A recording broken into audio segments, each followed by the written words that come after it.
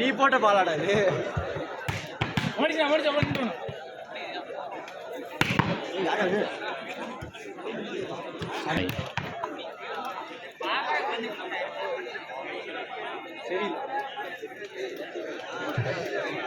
இதற்கு அடுத்த போட்டியாக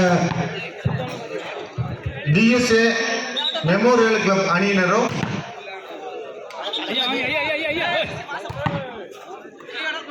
டிஎஸ்ஏ மெமோரியல் கிளப்